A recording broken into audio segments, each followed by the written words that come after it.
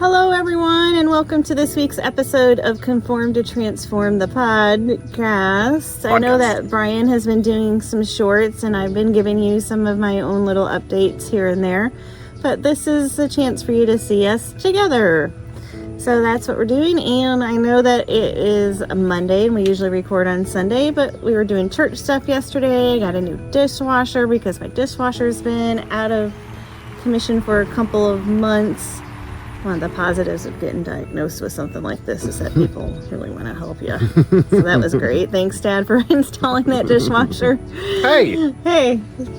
And Brian. Come Brian on, helped. dude. You know how hard that was? Yes. Yeah, Brian helped.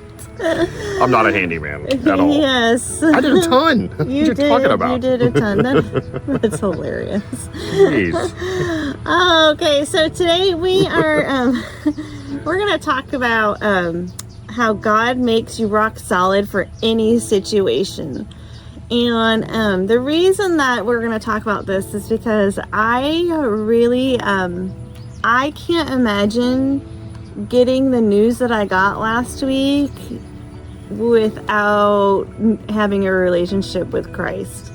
And so God really put that on my heart because that's a testimony for me, is just how much of a comfort that has been. And we'll get into more of how God has had his hand in it throughout this episode, but that's why we're having this episode and calling it God Makes You Rock Solid for Any Situation, because this is quite the situation. And so around that, we're basing Philippians 4:13. I can do all things through Christ who strengthens me. Very nice. Yeah, and something else we wanted to do, trying to get more interaction on this. I just want to throw this out there, and obviously you don't have to do anything in comments or anything like that, but I want you to just ponder this in your head, because everybody out there's got an answer, whether you're being honest with yourself or not, and that is, what do you feel like that you're too weak to face right now? What are you too weak to face right now on your own, without any help, without a savior, without anything? And we're definitely going to be diving into that as we go further into this as well. And so I'd just like to chat about this verse in context for just a minute here, because, you know, people use it all the time. You hear it all over the place, and we'll dive into that too, as to some of the worldly ways that it's used. And there's really nothing wrong with it. I can do all things through Christ that strengthens me, you know, but even non-believers will use that all the time, whether it's before a big ball game or before it's, you know, before these things. It seems to just be like just a little blasé, super generic, I can do all things through God. If God's with me, then I can do absolutely everything, whether you believe in him or not. Like you just hear it all the time, right? So what I want to say is that Paul is talking about being content pretty much in the way that your life and your world is right now. Being content in the good and in the bad. He wrote this verse when he was in prison. Right. So I don't know how many poems or verses any of you guys have written from prison, but I would venture to say that you're probably not in the best mood when you do that. Right. No. and I will be completely honest, and yeah, like I debated on, you know, freshening up a little bit before this, but I'm going to be completely raw and honest with you, and today has not been the easiest of days for me. And so even though I can do all things through Christ who strengthens me, I still have days like today where it's not the easiest of days. It's not. I had a really my physical therapist really pushed me hard this morning. I'm just thinking about going back to school, back to work. You know, that's coming up quickly for me, and getting some anxiety about that. And my blood panel is coming back this week. And my body just doesn't feel very good today. But I know that Christ is there, and that's where my strength comes from. And so when we say we can do all things, I agree with you, Brian. Yeah. That it doesn't mean that you're not going to have bad days. It doesn't mean that you're just like some kind of super hero now, you know. That's not what it means at all. No, but what it is, it's changing your mindset to realizing that you're not a hero, but he is. Right. Yeah, and that's how you land on that. I compare this to, you know, because this is traumatic. So I compare this to the last very traumatic thing I went through. And my last traumatic thing that was this traumatic was, you know, your drinking and the whole time. And throughout that, I did not lean into Christ who strengthens me until the very end. And that's what saved it at the very end. But to look back, if I would have had Christ in my life at that point, things would have looked a lot different in my day-to-day. Even when we're Christians, we go to prayer last. Right. It's hardly ever first, and that's what I've been trying to really focus on, switching that around. The difference between this trauma and this news and the trauma that I went through then is like night and day, because I have a relationship with Christ now. I turn to Christ and I can feel him comforting me, and I don't feel isolated, and I don't feel alone. I can compare those two things, and I'm telling you, I wouldn't want to ever face something traumatic again without Christ in my life, and I won't. Yeah, makes sense. Yeah. It does, yeah. And just, expounding on that difference there, it's so funny how much of the world just actually uses that, and they're just two completely different things. They're not talking about the same thing at all. I mean, it's an encouraging phrase or whatever. It's a good little motto put up in a high school locker room or whatever, but are we actually living it out? Right. That's the big thing. And so I kind of want to dive in here a little bit. I know that you wanted to go a little bit deeper, and so I just want you to share basically some moments that like you felt like you've had 100 of them. So don't go too long. I won't go too We don't want this to be a 3-hour episode. I won't but go too long. share a moment where you felt like giving up. But God gave you the strength, and so you can highlight many things like your diagnosis with SPS. You can, my drinking, whatever. So what does it look like to lean on Christ instead of just like trying to do it on your own, which never works, FYI. Right. So of course, I was very close to giving up on our marriage, of course, and that felt terrible. And I will tell you that another part where I have felt like giving up is when I have been through quite a bit. I've been through quite a bit, and I can say that I don't know if there's a period of time in my life where I've had like a good 5 years without something traumatic happening my entire life. And so there was a moment where I'm just like, why? Yeah. So there's that. As far as this diagnosis goes, I haven't felt like giving up because I have Christ this time. Yeah.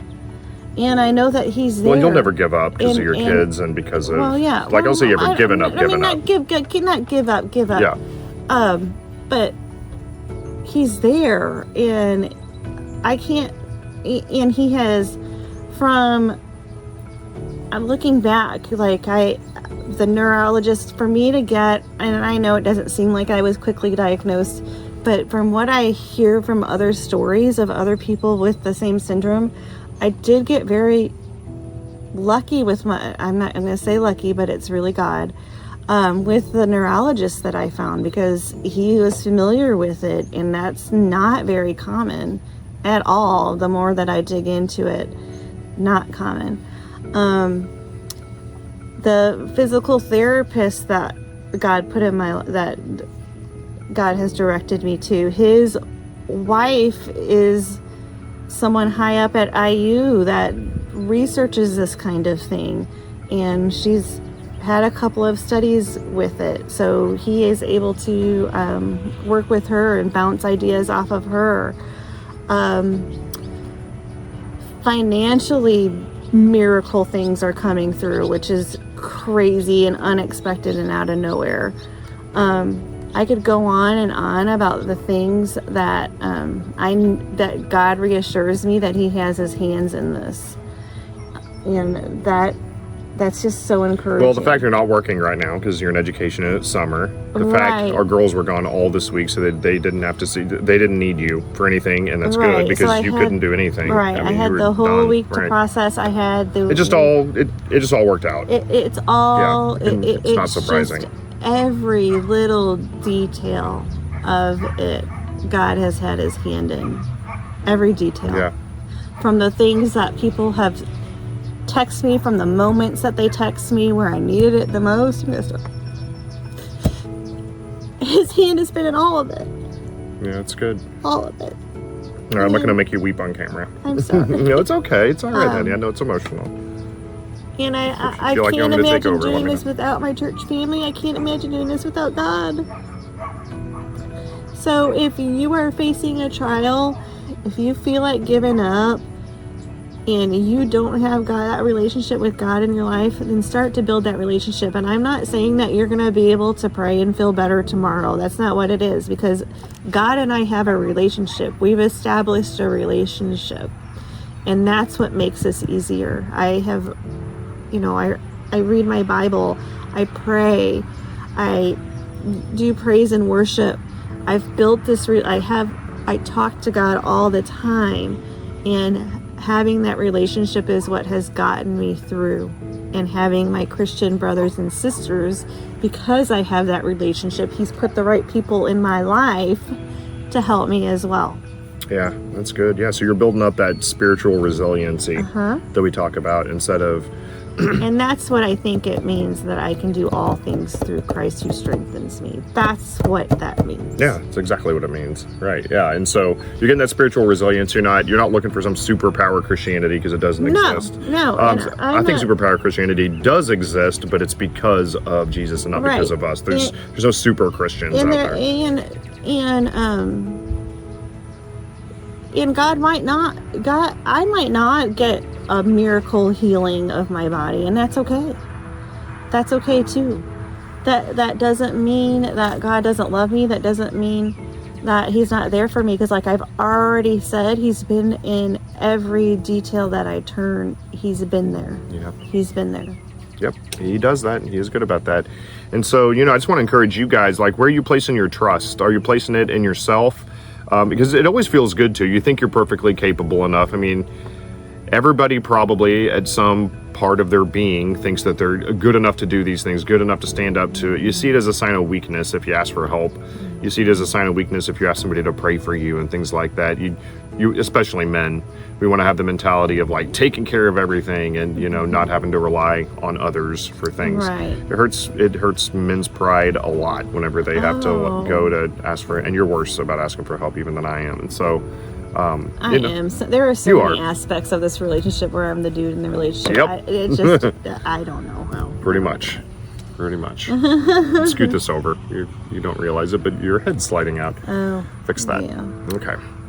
All right. Yeah. So, I just really more than anything, I just want to encourage y'all today. We don't want this to be a sad, depressing time for everybody. We want to. No, we're trying to. Not at all. We're trying to show the complete opposite side of the spectrum. But, yeah. I see the victory side of this. I do feel like it's important for people to understand that just because I'm a Christian and I'm going through that doesn't mean that I don't have my bad days and my bad moments. Perfect example. What it means is that I can lean into Christ on those days, and he helps get me through. That's what it means. Yeah, and it's so sad because a lot of our churches today, they will preach that. They'll be like, come up here and get saved. Your life's going to be amazing. Everything's like, you're not going to have any problems at all whatsoever. And then 4 days into it, they realize that like there's huge problems come up or something like that. And they're like, oh, this God thing doesn't make any sense. And then they're done because there's no solid foundation there. And there's, we can go into that in a million different ways, and this is the funniest little thing because it made me giggle a little bit. But after physical therapy, and I had a pretty rough time at therapy today. I knew your first one was me. It's the first one. Yeah, it wasn't just hard physically. It was just It was just tough. It was just tough because I know I have to do it 3 times a week.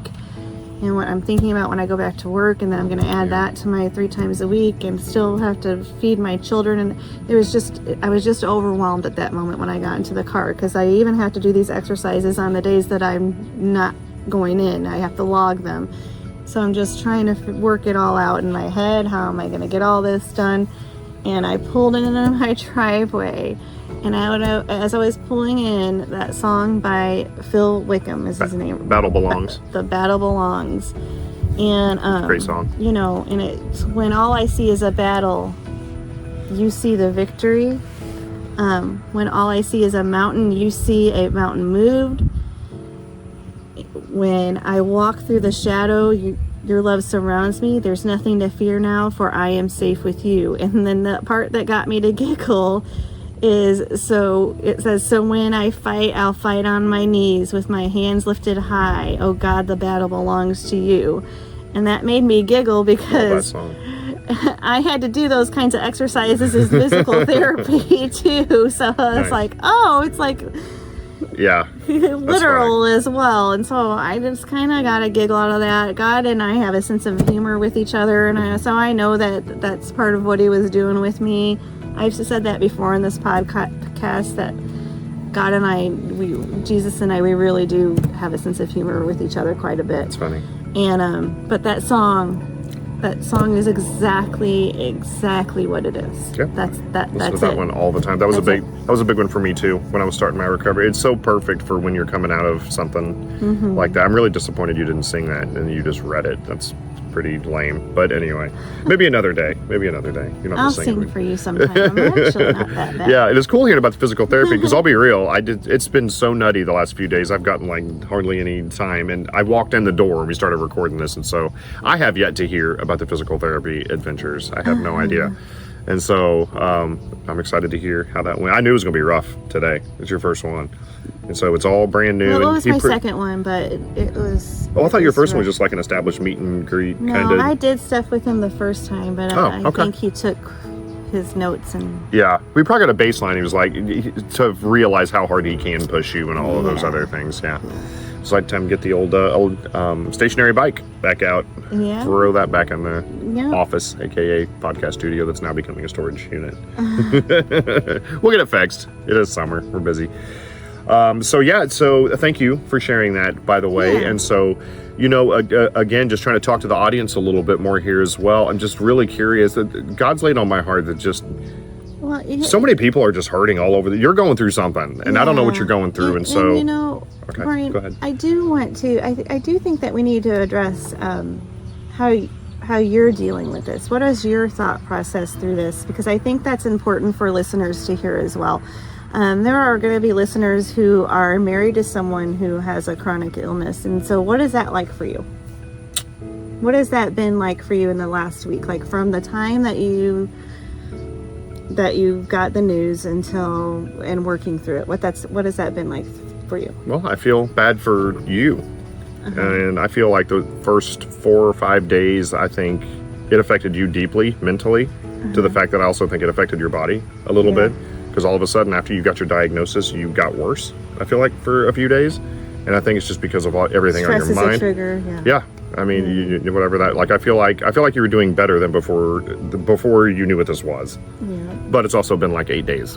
So yeah. What's it like for me? I mean, I don't know. My mind's swimming all over the place. I'm crazy busy to begin with all this. It's just one more thing to pile on. But I also am from the perspective knowing that God's not going to give me more than I can handle. And in the end, he uses these things to draw us closer to him.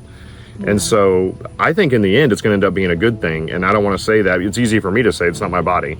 Right. You know what I mean? I can't really sit here and say, thank God you can barely walk, because it makes me better. Right. No. So I don't know. I'll be real. I'm really, really confused. I know it's a long road ahead. I take care of a lot of stuff here. It's going to be more. And we don't have a lot of help. And so you're going to help on the days that you can. And then other than that, it's on me. And that's a lot. Exactly. It's a whole heck of a lot. And so I don't know. Maybe it hasn't sunk in yet. I mean, I don't know. I'm big, thanks to the recovery thing. I probably have this perspective more than anybody else does, unless you're in the same boat. I take one day at a time. Okay. One day at a time. Like today may be great, and today may come with its own challenges. I'm just going to deal with today. And how have your conversations in your prayers with God, how have they gone through how have they gone with this? It's just all I ask all the time is help me to focus on you, to seek you first, to make decisions based on what you would have me to do. I'm trying to get to where every decision I make is biblically sound.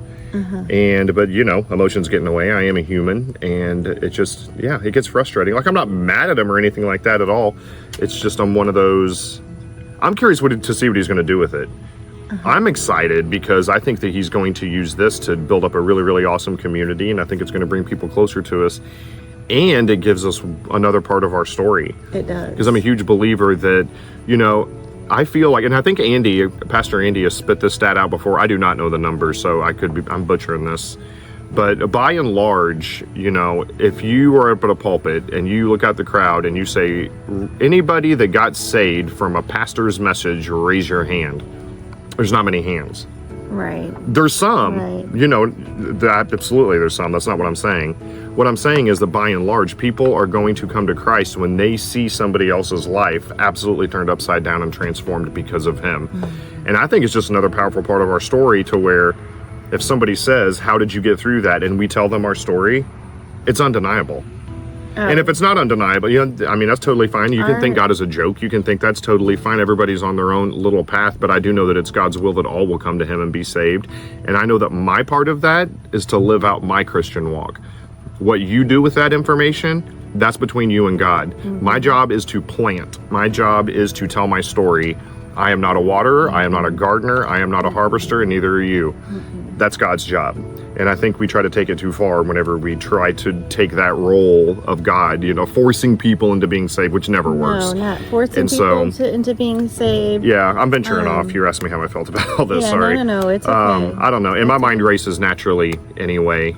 And I don't know, Krista. I got a trillion things on my brain. I just do with this ministry and with work and with all the stuff going on with you and just... just like I said, I was going to ask everybody, what are they going through? Health battles, marriage issues, parenting fatigue, financial problems, like you're going through something. And all I can tell you is to lean on God because I've done it. And that dude shows up every single time. Yeah. Every single time. He does. Every time. And I would say this week he showed up in ways that we weren't even seeking him for. Oh, I know. Yeah. So it gets to the point to where not only does he show up in the ways that you're looking for, but just like I said in my day 17 this morning, shameless plug of our 40-day challenge, we were talking about how you don't even know all the stuff that God's working on in your world. You have no idea. Of course, we go to our knees, hopefully, or we pray to him and we have our laundry list of items every single day, right? Like, God, be with our dog, be with my daughter as she's taking a test at school, be with all of those things. But while we're doing that, he's probably like, okay, yeah, that's funny. You have no idea what I'm setting up on the back end that you're not going to see for 9 more years. And it's amazing to be a part of that. And so, I don't know. How am I feeling? I have no idea. Well, that's the good thing. You know what? It's all over the place. We don't have to see the victory to know it's coming. Yeah, absolutely. It's already there. And we don't have to know what that victory looks like either. Yeah. And can I jump in and just say, I don't know what I would do without Jesus now at this point. Yeah. I look back at those times and me and Jesus have been on again, off again for a lot of my life. And up until recently, I'd never been sold out like this before because I think it was actually genuine this last time around. And I think it was genuine before, but it's just, I don't know. Maybe it comes with age. I'm not sure. Right. But all I know is that just leaning on him always works. It always works. It's frustrating in the meantime. The waiting's the hardest part. I pray for patience and being still more than I pray for anything else, actually. Yeah. And just so my mind will be cleared up enough to make those proper decisions biblically instead of my stupid brain just spewing words out of my mouth that don't make sense. So... yeah, and today was a bad day, and I will say, yes, the battle rages. The battle rages some days, but you know what? My praise is louder, and that's it. That's good. Yeah, that's what it's got to be. My praise is louder than the battle. Yeah. And that's what gets me through. Yeah. That's what gets everyone through, is your praise is louder than the battle, and Jesus is there, and he's listening. Well, just like the Brandon Lake song says, I'll praise you anywhere. The whole song is about, I'll praise you in the mountain, I'll praise you in the valley. The whole point is no matter what is going on, even when you can barely talk, if you're laying down bloodied, beaten up in battle, if you can, my boy Les Brown, if you can look up, you can get up. Yeah. And that, and that's what Jesus gives to you. It's motivational, it's inspirational, and it's also just knowing that, like, no matter what happens in this short blip of time on this speck of dust, I'm a big science guy, so believe me, this life here compared to eternity is, I think about it, it drives me crazy all the time. It's nothing. It's nothing. It's nothing. It's so nothing. Whenever this is over, the reward that we are going to get,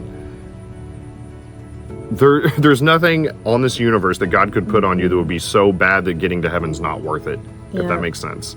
Yeah. And so you just got to stay strong, and you got to do it every single day. You can't go to church on Sunday for 2 hours and then on Tuesday afternoon, you're wondering why your life's falling apart, and you haven't talked to him, you haven't thought about him, you haven't, like, this has got to be a lifestyle, y'all. This isn't a 2-hour-a-week thing. Like, loving Jesus is hard work. It is challenging. There's all sorts of obstacles. It's only in the beginning. No, it's all the time, and the Bible's very clear about that. There's going to be hard time, and the more those problems aren't evidence of him punishing you or anything. They're evidence of him working in you. And so you know what? I would disagree with you on that. It's my whole thing. No, I agree with what you're saying. Oh. I agree with what you're saying. I just misunderstood you. Oh. It goes along with my whole thing. Well, Satan has attacked me with a butter knife. I'm turning it back on him with a machete. And you know what? Yeah. And really, it's like Genesis 50:20 says, you intended to harm me, but God intended it for good. Yeah. And that's what I'm standing on. Something I like as well, along that same vein, is Romans 8:28, spitting Bible verses. God works all things to the good for those that believe in him. And so what that means is whatever happens in your life, God doesn't cause all the bad things to happen, but he can take those bad things and he can make them good. He's in the business of bringing dead things back to life, and you're looking at a couple of them here. Right, because we have free will, right? It's kind of like when you're kids break curfew by a couple of hours, you gotta ground them, right? And they might miss something that's really important, and it breaks your heart. You hate it. You hate the whole thing, but you still got to do it. Same idea. Yeah. Right? Yeah. Very, very true. So kind of getting close to wrapping this up here. I just want to come back with some more challenges. I'm all about challenges this month, obviously. So again, I said it at the very beginning, but what's an area that you need Jesus' strength today? I want you to really, really think about that. And if you're being honest with yourself, you need strength in something. You need help somewhere, don't you? I mean, I think good on you. Do today. We do. Good on you if you don't. I mean, I know. if you have zero problems in your life, if you could direct message me, DM me, and let me know how you pulled that off, we can write a book together and we'll both be billionaires. So, yes, please. Yeah. Yes, please. Anyway, so I'm challenging you guys to just surrender everything to Jesus in prayer. And if you're watching this and you've made it 27 minutes in and you don't believe in God and you still haven't shut us off for some reason, you're more than welcome to reach out to us. We are glad to meet with people, to pray with you, to figure out where your story is, where your life's going. We are all about giving ourselves away over here. That's what we're supposed to do. And so, I am on the hunt for Christian sister who is battling with stiff person syndrome. No matter where you live, no matter where you are, if this comes across, please contact me so that we can be in prayer together and we can support each other, because I would love to have a Christian sister who has who's battling the same thing. That'd be great. Yeah, that'd be awesome. Not that my friends haven't been great. Oh my gosh, my friends have been amazing. Mandy Horn, I'm going to shout you out. You're amazing. I love you. Lana, I love you. Shell Parlos been great reaching out. I'm going to forget people, so I don't want to keep going. But you have all been great and wonderful. Thank you. Our church family and just in general. Yeah, shout out to One Church. Circle of friends, absolutely. For the One Church, hit it. Go there, absolutely. Awesome place. And so, I'm all about journaling as well. There is something different. There's even studies done on it. We could do a 2-hour podcast on this. When you write stuff down, stuff gets done. I'm serious. It works. When you get it out of brain onto paper, things become real. Dreams become real. Goals become real when you write them down. If they're just in your head, you're not going to do anything with them. So I would invite you in your journaling. If you don't journal, do it. It's awesome for me with a racing mind all the time to get things out onto paper. Just write furiously if you have to. And I just want you to write this down. Here's where I feel weak. Will you be my strength? And just write that down a couple times, and I want you to really think about it. And there's something magical about writing it down. I'm serious. Give it a shot, even if it's on a Post-it note, whatever. And I know that a lot of our family and friends that are on this, they're journalers. They're rock solid Christian Jesus lovers, 100%. But to any of those out there that aren't journaling, I would highly recommend it. And nobody's paying me to tell you to journal, I promise. I know I keep talking about it. The show is not sponsored. And so, is there anything else that you wanted to wrap it up with? Really, Unshakable, that is the word. And I think it's a very, very powerful title, and you're not alone. You don't have to be strong because Jesus is. That's where I always go back to. Be strong and courageous. Do not be afraid or terrified. What the verse is that? Lord your God goes with you. Deuteronomy 31:6. Yeah, nice, very, very nice. Old Deuteronomy, Old Testament skills. I love it. I love it.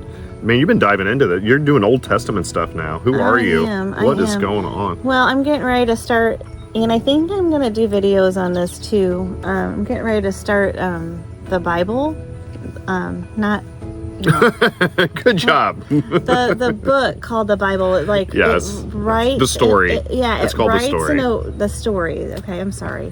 I'm on meds too, guys. I'm just into my meds.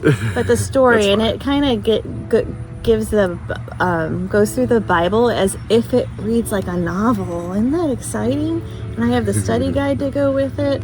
So I think I'm going to share some of that throughout this too. So if you guys are interested You're going to have to find time for that. You go back to school in like 8 days. I'm not sure when you're going to do all these magical things. You know what? God's going to make the time, babe. No, the time already exists. You just have to get out of bed early enough. God's going to give me the energy. And there it is. Okay. The time's always been there. Earbud's about to go. All right, guys. All right, yeah, so anyway, I would invite you to subscribe and like this, and then also if you want to comment your testimony or reach out to us, there's nothing more powerful than a good testimony. That's really one of the biggest parts of the Christian walk, I think. Jesus tells us to tell the rest of the world about him. What better way if somebody says, why are you so joyful? Why are you so, why are you so optimistic? And be like, I'm glad you asked. So tell your story. Tell people. It is super powerful. Even if you think your story doesn't matter, if you think your story is lame, if you think nobody's going to relate to it, you are wrong. Somebody will relate to that. You have no idea who God's going to touch with your story. And believe me, there's been a lot of people that have come up and just been like, man, we've been watching your stuff. It's like, I really, really needed that. Out of people that I didn't really think needed it. You know, we go to church and we see all these people, and really you look around and see the beautiful family, you see all that stuff, and you know, that's probably the best you're going to see them that week, for one. And two, just like everybody's going through stuff. We all have these facades, and it's not on purpose. No. It's just natural. Like, I'm going to be a completely different person. Try not to be, but typically you're going to be a different person around certain people. You're a dad in 1 minute, and you're a husband the next minute. And you're, you're a data scientist or an educator, or whatever that may be. I carry myself differently at work than I do at home. I carry myself differently at church than I do at work. Yeah. You know, it's just the way it is. So anyway, I'm going to go ahead and cut us off here so we don't go on rambling, because I totally could for another hour. We're trying to keep these just a little bit shorter too as well, taking it down from 45 to around 30 minutes or so, give you guys some extra time, and also give you a chance to listen to the whole thing. Hours a long time. So we love you guys, and we just want to say thank you. Keep tuning in. We're doing these videos like all the time now. That's why I'm asking about liking and subscribing. It's like we do new stuff all the time. I'm doing a couple a day, one a day at least, and then a daily devotion if I have time. I love the video stuff. It's so much fun, and I'm starting to get somewhat decent at it, so I really like it. So we're pumping out stuff left and right. That's what I'm saying. We are. So anyway, we love you guys, and we will see you next time.